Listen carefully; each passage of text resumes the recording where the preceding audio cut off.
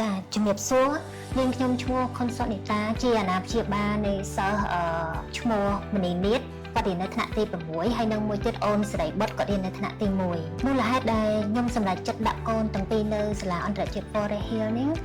ទីមួយគឺខ្ញុំផ្ដោតទៅលើគុណភាពនៃការអប់រំការសិក្សាបែបអន្តរជាតិដែលមាន3ភាសាមានចិនអង់គ្លេសហើយនិងភាសាខ្មែរបន្ទាប់ពីដាក់គាត់ឲ្យចូលសិក្សាប្រហែលឆ្នាំនេះដែរដូចជាកូនស្រីបងគាត់រៀនបានដល់ទៅ6ឆ្នាំខ្ញុំសង្កេតឃើញថាគាត់មានការរីកចម្រើនទីមួយគឺគាត់មានទំនុកចិត្តទៅលើខ្លួនឯងខ្លាំងជាងមុន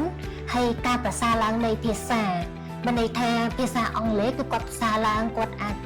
យល់ដឹងច្រើនការនិយាយក៏ច្រើនហើយនឹងភាសាចិនគឺគាត់ក៏បានស្គាល់ដែរហើយមួយទៀតដែរ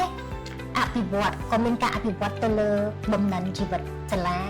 គាត់មិនត្រឹមតែបរិញ្ញាស័យតែក្នុងនោះគាត់បង្រៀនអំពីការរស់នៅជាប្រចាំថ្ងៃបំណិនជីវិតរួមមាននឹងភាពជាអ្នកដឹកនាំហើយនឹងហិរញ្ញវត្ថុដូចជាតកតងនឹងការចាយវាយលុយកាក់អីដែលគាត់បញ្ចូលកម្មវិធី Money Tree នៅក្នុងនោះហើយមួយទៀតដែរសម្រាប់ខ្ញុំជាទូទៅខ្ញុំឃើញលោកគ្រូអ្នកគ្រូគាត់យកចិត្តទុកដាក់ច្រើនទៅលើការសិក្សាកូនហើយនឹងទំនាក់ទំនងល្អជាមួយនឹងមាតាបិតាខ្ញុំមានទំនុកចិត្ត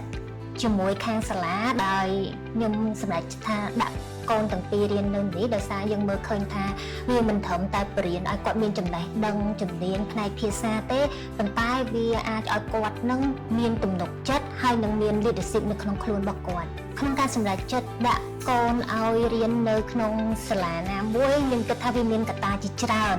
ហើយពីខាងខ្ញុំវិញសម្រាប់អាណាព្យាបាលដែលគាត់អាចមានលទ្ធភាពខ្ញុំគិតថាគួរតែជ្រើសរើសសាលាអន្តរជាតិ Forest Hill ដោយសារគាត់មានស្តង់ដារពេញលេញកម្មវិធី Cambridge នៅក្នុងសាលាតែងតែមានកម្មវិធីជំនួបជាមួយនឹងអាណាព្យាបាលអញ្ចឹងពីមួយថមដែលយើងបានជួបជាមួយនឹងលោកគ្រូអ្នកគ្រូមានទាំង3ភាសាហ្នឹងជាទូទៅខ្ញុំតែងតែមានមតិយោបល់ឬក៏សូមឲ្យលោកគ្រូអ្នកគ្រូគាត់ជួយពង្រឹងបន្ថែមទៅលើសមត្ថភាពកូនខ្ញុំក៏ដូចជាការរៀបចំសិក្សានៅក្នុងខ្លួនគាត់អញ្ចឹងនៅក្នុងហ្នឹងពេលដែលបញ្ចប់ថមមួយទៀតខ្ញុំឃើញថាមានការរីកចម្រើនហើយដូចជាក់ស្ដែងក្មេងមិនមែនថាទៅល្អទាំងអស់ហើយគាត់មានចំណុចខ្វះខាតអីដែរអញ្ចឹងពេលដែលខ្ញុំបានជំរាបទៅអ្នកគ្រូថាជួយពង្រឹងបន្ថែមឬក៏ជួយអប់រំគាត់បន្ថែមហ្នឹងគឺគាត់បានជួយមែនហើយគប់សំនឹងដែរខាងខ្ញុំជាអាណាព្យាបាលហ្នឹងក៏ជួយបន្ថែមដែរដើម្បីឲ្យវារីកចម្រើនទៅទាំងអស់គ្នាមិនអាចពឹងទៅលើតែលោកគ្រូអ្នកគ្រូមួយយ៉ាងខ្ញុំសង្កេតឃើញថាកូនខ្ញុំទាំងពីរនាក់មានម្នាក់អូនសេរីបុត្រដែលរៀនថ្នាក់ទី1ហ្នឹងគាត់មាន leadership ហ្មងហើយនិយាយដល់ like ទៅចំណុចពីរខុសគ្នាដោយសារកូនខ្ញុំស្រីបងពីមុនបានន័យថាគាត់រៀនសាលាផ្សេងប៉ុន្តែសេរីបុត្រគាត់រៀនតាំងពី nursery មករហូតអញ្ចឹងគាត់ជាប់កម្មវិធីនឹងរហូតមកដល់ថ្នាក់ទី1ហ្នឹងគឺគាត់មាន leadership មែនតែនហ្មងហើយគាត់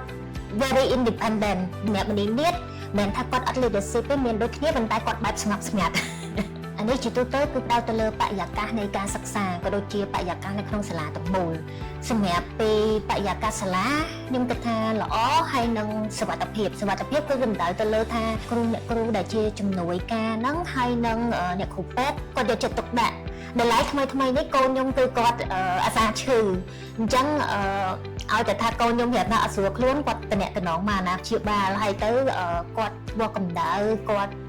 បិទចែតិចអីចឹងទៅគឺគាត់យកចិត្តទុកដាក់សម្រាប់បរិយាកាសផ្សេងខ្ញុំជឿថាមានសុវត្ថិភាពទោះបីមានរឿងអីតិចតួចគាត់យកគាត់តំណតំណងនិយាយរួមខ្ញុំពេញចិត្តនឹងការតំណតំណង